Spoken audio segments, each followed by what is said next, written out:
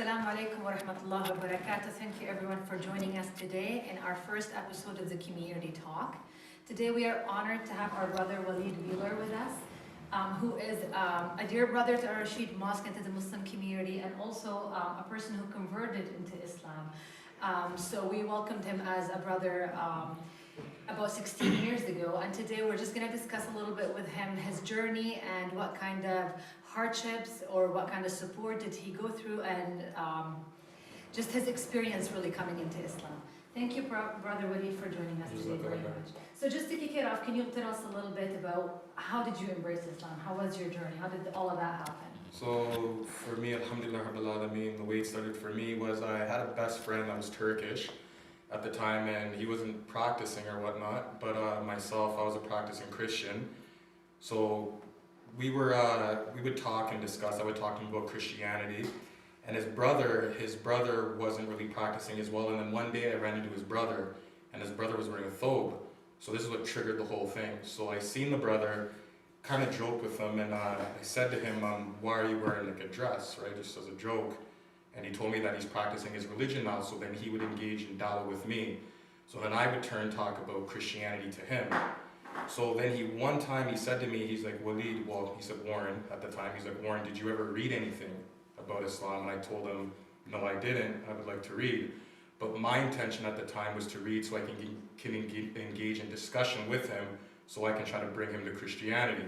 So that's how that started. So I was reading the Quran and reading the Hadiths, and next thing you know, long story short, after the span of around 8 months, I stopped debating with him. So the debating turned into me reading and reading and reading, and then I remember one time I was in my bedroom, and I had the Quran out, and I had the Bible out, and I was literally on my knees, begging God to please just show me the truth with clear sincerity and transparency. And next thing you know, I took my Shahada on the second day of Ramadan in 2004, and I never even knew it was Ramadan. So it was kind of funny. The Sheikh, he said to me, you have 28 days left or whatever it was. And I said, for what? He said, it's Ramadan. And I'm like, isn't that next month? He's like, no, it's right now. So alhamdulillah rabbil alameen, the qadr of Allah subhanahu wa ta'ala, I accepted the deen. And the first day I accepted the deen is the first day I started fasting. So, MashaAllah, that's such a beautiful story. Yeah, best thing ever happened to me. Alhamdulillah Rabbil Alameen. Now, through the journey and the dialogue, did you explore other religions as well? At the time, I was deeply entrenched in Christianity, but I read up on like Hinduism, Buddhism, but I didn't get too deep into it. But the thing is about Islam that really intrigued me is that prior to me even learning about Islam, I had a lot of respect for the sisters because how they dressed. So even though I wasn't really keen on the religion at first, before he gave me dawah, I had a lot of respect for the sisters because of the modesty. So when I accepted Islam, it all came together and it all made sense. Right? Yeah, alhamdulillah rabbil alameen. Now, you said that you kept on debating, going back and forth. What were some of the most important points that kind of got you, lead your heart towards Islam a little bit? For me, obviously, it was the oneness of Allah subhanahu wa ta'ala, because no disrespect to other people with their beliefs, but a lot of Christians say 3 in 1 makes 1 and this and that, which never really didn't take well with me. So the brother kind of caught me in a time where I was already searching without realizing I was searching. So you were already doing some soul searching and kind of just happened. Yes. Alhamdulillah Rabbil Alameen. Now, after you embraced Islam, how was the journey afterwards? The one thing I'm going to say, the very first thing that sticks into my mind is I remember the first whisper I got from Shaitan. And subhanallah azim, I remember I was in my apartment and I was trying to maintain my khushu. I'm looking at my place of prostration. And the first whisper I got, I'll never forget it, was, if you're going to believe in Allah subhanahu wa ta'ala, don't think that I'm not here either. That was the first whisper that I got.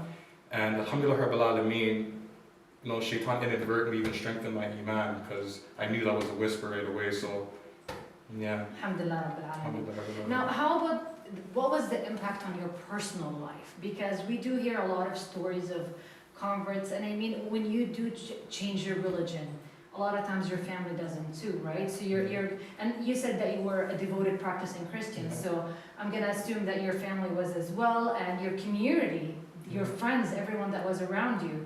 How was that change for them?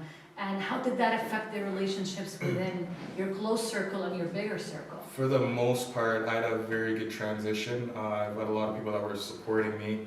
But number one, I did it for Allah subhanahu wa ta'ala, so no disrespect to them, but regardless if they supported me or not, Absolutely. I did it for Allah subhanahu wa ta'ala.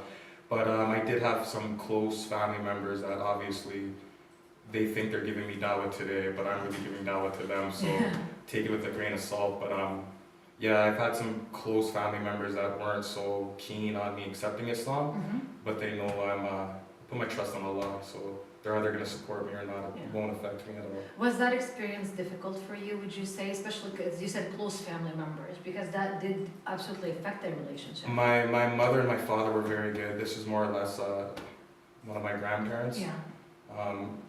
Tried to really sway me, try to put pork in front of me, try to, I don't know if you want to call it testing, because only Allah subhanahu wa ta'ala tests, but they tried to sway me, but they couldn't break me at all. Alhamdulillah. Yes, it did get better with time. They still, I can't say those particular individuals support it. They still have this this thing that I'm gonna go back, but clearly it's going on 16 years now. So now, we hear a lot of stories, especially like, and I think it might be a little bit harder for the sisters because we are more visibly Muslim, where it could affect your relationships at the workplace, even job opportunities and whatnot. How has that experience been for you? for me, alhamdulillah rabbil alameen, all has been well, because like I said, I don't want to say use tunnel vision, but if you use tunnel vision with solely trying to please Allah subhanahu wa ta'ala and you block everything out, Allah subhanahu wa ta'ala will open doors for you and will make it easy for you. And it can't just be lip service. Just solely put your trust on Allah subhanahu wa ta'ala, and whatever He throws in front of you, just know it's the qadr of Allah subhanahu wa ta'ala, know it's the best thing for you, and see how you're going to grow from it, right? Yeah. SubhanAllah, as Muslims, whether we converted or whether we were born into it, we're always tested. And that was like something that we knew since day one, that the shaitan is going to test us at every step of the way to divert us from the right path. Now, having all of these, I wouldn't call them difficulties, but circumstances that are special to your case, in any case of any convert, where your mom and dad are not exactly Muslims and you don't have a full support systems and siblings. It's not like everybody there is on the same page. How did you make sure to keep your faith strong, that this is for the sake of Allah subhanahu wa ta'ala? Because we all get these moments where we hesitate, we get afraid, we lose our faith. How did you manage to do that? I'm going to say this to everybody: maintain your salah, maintain the salah, and that will answer everything. Usually I can't speak on behalf of everybody. Well, number one, I call myself a revert because we're all born Muslim. It's how we're raised, and then we accept the deen, right? Yeah. But there's always that honeymoon period when you accept Islam. Everybody flocks to you, everybody's there, and then it dissipates, it goes away a little bit. But the thing is though, is just like I said, keep in mind that you did it for Allah subhanahu wa ta'ala. He's always there for you. People aren't always going to be there, but Allah subhanahu wa ta'ala is, and your salah should always be there, and that's when you're closest to Allah. Absolutely, so, yeah, that makes a lot of sense. Yeah. Now, how about your relationship with the Muslim community? Because I know you're very involved in, you're a part of a Rashid Mosque and the larger Muslim community. How did that relationship happen? I came from Toronto in 2007. I came out here, and then, I met some very good brothers. I kind of frequent many different masjids. But yeah, I've always had that support amongst the brothers, always. Any questions that needed to be asked, I'm not shy to ask questions, and that's one thing to all the brothers and sisters out there: never be shy. There's never a dumb question, right? And another thing too is, if you're giving dawah to people, be very patient with them, because if people didn't have that patience with me, that opportunity wouldn't have came. Yeah. Because like I said, I had my own views of certain things prior to accepting Islam. So never give up on those people, because you never know, those people might be sitting here having this beautiful discussion. That's true, yeah. 9 months of debating and going back and forth, that took a lot of patience from the brother, absolutely. Now, I know that you work with another valued member of our community, Ayman al-Zarif, and you guys lead new Muslims class every Saturday at 8, I believe, right? Mm-hmm. Okay. Why is it important to have that class? How did this initiative come to life? And why is it so important to have the class? Like, what is the purpose of having this class? Number one, Amen Zarif, mashallah ta'ala, very beautiful brother, love him for the sake of Allah subhanahu wa ta'ala. Absolutely. He's the teacher for the class. I would assist him, but I work out of town, so there's times I'm not there, obviously. I should be there more. But how that came about, you'd have to discuss. I don't want to speak on behalf of him how that came about, but I just know I was a part of a beautiful, beautiful opportunity and lots of ajr. And what are some of the most important topics that you guys like to tackle in that class? Salah, the basics of Islam. Keep it basic a lot of the times, because a lot of the times the brothers and sisters there, they either accepted Islam recently or for not too long of a time. Right? From your relationships with the brothers and sisters that did accept Islam recently, what would you say? And I mean, you said it, the journey is different for each person, but what are the most things that they do face difficulty with coming into Islam? The support system. A lot of the brothers and sisters obviously do have there's a very good support system for them, but some of them within their immediate family, it's not there, and which is unfortunate. But it's very good with this class every Saturday because it brings the Muslims together, right? You can build contacts, build relationships. Yeah. And build a community, brotherhoods. Exactly. Absolutely. Now, just to shift gears a little bit, I know that around 2 years ago, we had an encounter here in Al Rashid Mosque where a group of white supremacist individuals came into the mosque, and there was a lot of conversation happening around that. Yeah. And I do recall that you were the person that engaged in a dialogue with them outside. My first question to you is, first, why did you decide to engage in that dialogue? That dialogue was pure random. That was not planned at all. It's just they were speaking with another brother that was outside, and he looked very uncomfortable. So I went over there and I gave my salam to the brother, but in a very direct way, just to kind of let him know I'm there if anything happens. And then they seen me, Allahu Alam, maybe they just looked at my appearance, and then that's when they engaged me in dialogue. But I saw that as a wonderful opportunity because, again, it's the qadr of Allah subhanahu wa ta'ala. I didn't look at that as a bad way. Yeah. So I was able to express my opinions. And you held your ground very well in that dialogue, alhamdulillah rabbil alameen. And I mean, as I recall it, there were a lot of like name calling. There was a lot of like trying to disrespect, trying to provoke you. How did you manage to keep yourself calm? Lots of dhikr in the head. Lots of dhikr. I can't. My old self. I don't know if I would be as patient. But again, I just viewed it as a very good opportunity to please Allah Subhanahu wa Taala and to bring light on a situation. Because, like I said, I had no clue that was going to happen. There's actually about, I think, 16 minutes of speaking before that 9-minute clip or whatever showed up, and I had no clue they were recording me until the guy had the camera saying he was recording me. Yeah. But what was your takeaway from that dialogue? My takeaway from that, I haven't seen them since, but my takeaway from that is I just hope that it spurred something in somebody to at least read, because again, with myself, I was asked if I ever read and I said no, and then I read it, and then obviously the truth from Allah subhanahu wa ta'ala opened my heart, and hopefully it did with them. I don't hate them or anything. I despise how they approached it under the guise of sincerity. But hopefully Allah subhanahu wa ta'ala opens their heart, because we all deserve the chance, right? Inshallah ta'ala. Inshallah ta'ala. Yeah. Now, was that the first encounter you've ever had where it was, I wouldn't suggest a white supremacist, like, was that the first encounter that you've had with Islamophobia in particular? No, it's not my first encounter. It's the most kind of public one. I've engaged in many discussions in terms of dawah, which I like to seek out the dawah too, right? Yeah. Again, it's a path to please Allah subhanahu wa ta'ala. But that was the most derogatory and the most, yeah. Can you touch on other examples that you faced? I face certain things at work. Keep in mind though, a lot of people, they don't come to my face and do it. I can, alhamdulillah rabbil alameen, I could hold my own, but it's more or less me defending others where I see somebody that's in a discussion. Most of the discussions I've had has gone fairly well, but the ones that went kind of gone to the left like it did there was me kind of defending others that were also engaged in dialogue. What would be your approach to kind of bring a lot of people some understanding and acceptance of other religions? This is not only Islam. I mean, a lot of places of worship do face those kind of harassments. But what would be the best approach, in your opinion, to tackle these issues in particular? Just get to know them, right? You can look at their religion, the mannerisms.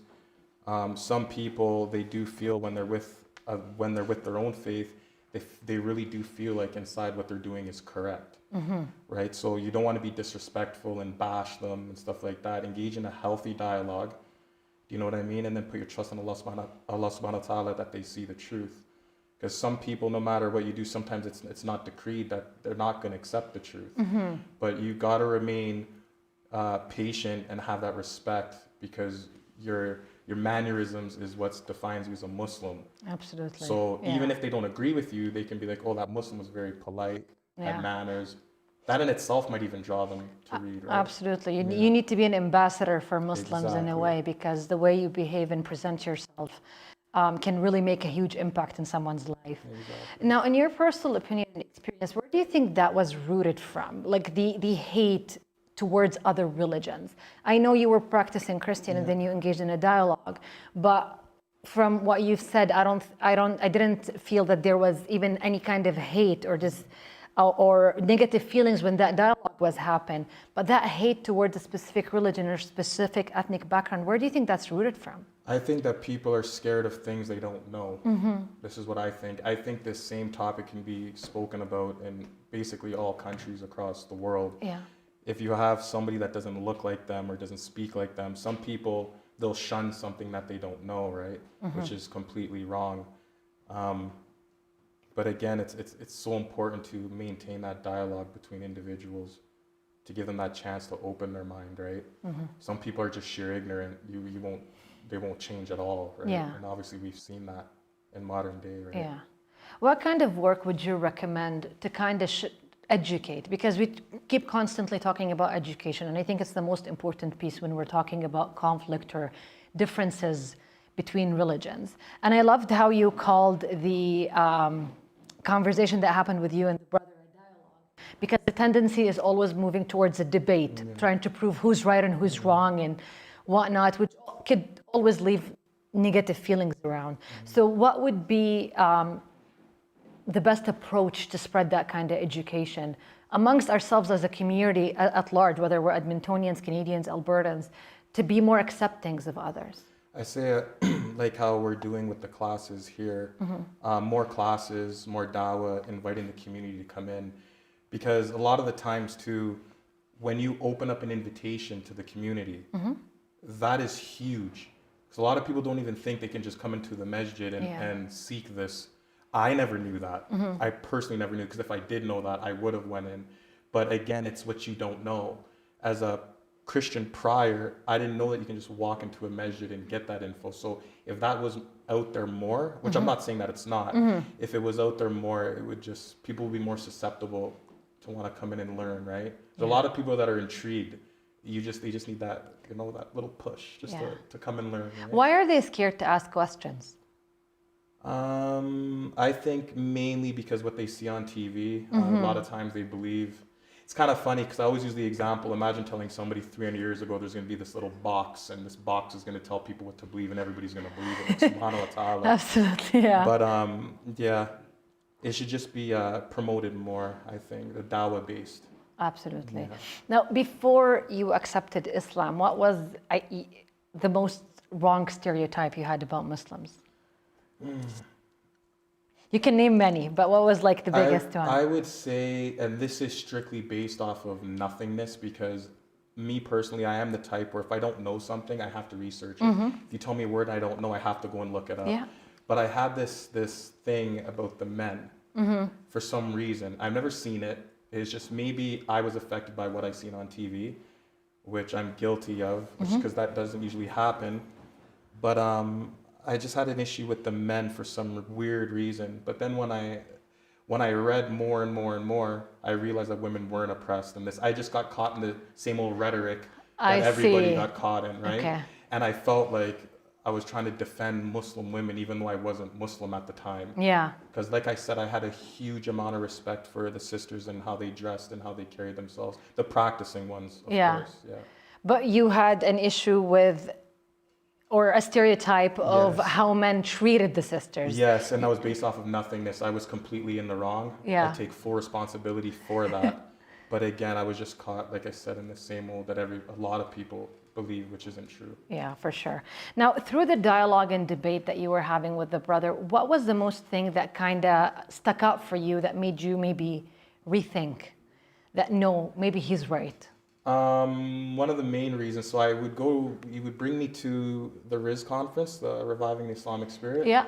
So I remember one time I was there and I had a cross necklace, like subhanAllah, and I was there and this so this is during the dawah process that he's giving me. This is where I'm starting to listen more. And this random brother, subhanAllah ta'ala, he just pointed. He pointed to me, but I didn't know he was pointing to me. This is what the brother told me. He's like, that guy over there, he's like, he's going to be Muslim one day. He's like, he's going to be Muslim one day. Yeah. To this day, I haven't even met that brother. Obviously, he assumed, because only Allah subhanahu wa ta'ala knows. That's true, yeah. But he assumed correctly, and I want to meet this brother one day, whether it's here, whether it's, inshallah ta'ala, I make it to Jannah, ya Rab Ameen. Inshallah, I want to Ameen. meet this brother that said that. That's what really got me going, because I was like, that's very, very, very, very weird. Very weird. That is very weird. SubhanAllah, he had a feeling. Alhamdulillah Rabbil Alameen, it came He true. pointed me out of a whole crowd, and there's other people there that weren't Muslim. La ilaha illallah. Now, what would be your message to people who newly embraced Islam that are struggling within themselves or within their environment or within people around them? What would be your advice to them? My advice to them would be go to the masjid, seek advice, go to the classes, see the resources that each masjid offers. Stay engaged in the community, keep yourself busy. Once you sit idle at home and you start thinking this is where the waswas, the whispers of shaitan, can creep in your head. Another thing too is, again, maintain the salah. If you feel down and out, complain to Allah subhanahu wa ta'ala. Complain to him, let it all out. I find that works very, very well, especially when you feel like nobody's listening. Even though the whole world might be listening, that just might be your view that nobody's listening. Yeah. Doesn't mean that's necessarily true. If you were right now going to be in charge of creating resources and support systems to brothers and sisters that newly embraced Islam, how would you do it? Like, what would be the resources or training or the support systems that you would put in place to ensure that they have an easy, beautiful transition? I want to give one example. I don't know if the brother's still doing it in Toronto, but there was a brother by the name of Muhammad Robert Hef. They used to have, well, I'm pretty sure they still do have, it was called Paradise Forever. They had a house for the brothers, a house for the sisters. So people that were either kicked out of their homes or were ostracized for accepting the deen, they would have a house for the brothers and a house for the sisters. So then they could live amongst with each other and have that support system, that family setting. I really felt that was a very, very good move to do because a lot of people benefited from it. So when the brothers would get married, they would move out, and then say other brothers would move in, and it does help having that sense of support that other people that are going through what you're going through are there with you. Yeah, absolutely. Do you find that it's a very common case where people get kicked out of their home for embracing Islam? I think I can't speak for Edmonton. I know in bigger cities like Toronto, it does happen quite a bit, unfortunately. But again, for me, I had a very smooth transition. Alhamdulillah. But again, no matter how smooth it goes or how it goes, you just always put your trust in Allah subhanahu wa ta'ala. And I know I keep repeating myself with that, but it's so important for people to actually believe it. For sure, and apply it. Now, from my understanding and some feedback that I've heard is some of the most difficult times for members who embraced Islam newly are times like Ramadan or Eid, where a lot of times they don't have family to support them or celebrate with them, or even if they came to the masjid, it's Eid prayer and then they go and there's nothing else happening. First of all, is that true? Yes, I would say that's true. Okay. I've definitely experienced that. But again, though, once you strengthen your iman, just know if you're by yourself, you have the angels with you. If the world of the unseen can be lifted in front of you, you might have you might have 30 angels with you while you're, How can we, breaking your as a fast. Muslim community, do better on that point? I would say, don't be so caught up in the families. Like, look out. Just keep an eye out for the brothers and the sisters that might not have it. Open up that discussion and don't be afraid to ask those questions. Ask the brother or the sister, do you have anywhere to go? Would you like to come? Be very, very supportive, because sometimes it's hard for certain brothers or sisters to want to ask those questions because they don't want to feel like they're impeding on those families, or they don't want to feel like they're in need. So we'll just ask those questions. You'd be surprised how many people would come and enjoy wonderful tabbouleh. Yeah, for sure. Yeah, Mashallah. for sure. Alhamdulillah Rabbil Alameen. Do you, in your experience in working with brothers and sisters who newly embraced Islam, would you say that the sisters have it harder than the brothers? Allahu Alam. I'm going to say Allahu Alam because I've seen it bad on both sides. Yeah. But my personal opinion, sheerly my personal opinion, I would say the sisters do have it harder because they have that outward appearance as well. So may Allah subhanahu wa ta'ala reward them and raise their ranks. Ameen. And in Jannah, to Jannah Firdaus. Ameen. Because it's very, very hard for sisters who have maybe dressed a certain way and then. But again, I have to say it, just know you're pleasing Allah subhanahu wa ta'ala. And that very act, you will see that in the barzakh. Inshallah ta'ala. Inshallah ta'ala. Inshallah ta'ala. May Allah keep all of our faith strong and keep us on the correct path, inshallah. Those are all of the questions that I had for you today. I was just wondering if you would like to add anything that I didn't ask you, or any points that maybe you would like our community to know. I would say just one thing personal. I remember, I was going to touch on this earlier. I remember when I accepted the deen, my mother, she's Jamaican, she's very clean, very, very clean. So I remember I took a shower before I went to the masjid. I've never spoke about this publicly at all about this. So it is very personal, but I took a shower before I went to the masjid. Went there, took my shahada, and then the sheikh is like, go home, wash your right side 3 times, your left side 3 times, wash all your clothes, this is this. So I went back home and then I showered again. So after I showered, there was like this mildew around the bottom of the bathtub. I'm not going to say it's my sins, Allahu Alam, only Allah subhanahu wa ta'ala knows. That's a question I do want to ask him. Inshallah ta'ala, I meet him one day. Inshallah. But yeah, there was a mildew and my mom took pictures of it. And she could never understand till this day. And she has those pictures. So that was an overwhelming experience for me. And number 2, off topic, I just wanted to say to the brothers and sisters out there who have family that are currently Muslim, do not take that for granted. There are people out there that can't put their heads into sujood with their mothers or their fathers or their brothers or their cousins. Do not take that for granted. Yeah, I would give a lot for my mom to be behind me in Salah, or my dad to be in front of me leading the Salah. So just do not take that for granted. Absolutely. Alhamdulillah. I do believe, especially that many of us are born into Islam. We do tend to take that for granted, that our whole family are practicing Muslims, and we forget that that's a pure blessing from Allah, that we were born into Islam. And we didn't even have to go through that journey of trying to understand it. We were born into it. We were taught it and all of that. So Alhamdulillah Rabbil Alameen, it's one of the biggest blessings anyone can have, absolutely. Jazakallah khair, thank you so much for joining us. We would like to let you know that we're here to support you with any initiatives, inshallah, and any kind of work that you do with the new Muslim brothers and sisters. So Jazakallah khair, and thank you so much for joining us. I just wanted to make a correction. The new Muslims class is at 6:30, not 8, every Saturday here in the Rashid Mosque. So all of the brothers and sisters can join at any time. Even if you're not Muslim and just have some questions, you are more than welcome. It's an open invitation. We do have an open door policy. I want to thank you all for watching with us this evening and joining us. Make sure to like, share, and subscribe, especially on YouTube.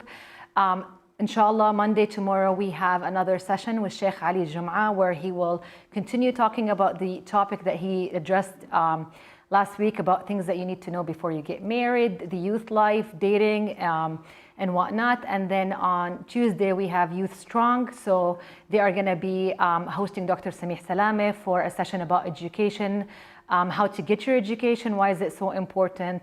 and all the rest of that. So tune in and make sure to be with us, inshallah. Jazakum Allah khair. Thank you very much, and assalamu alaikum wa rahmatullahi wa barakatuh.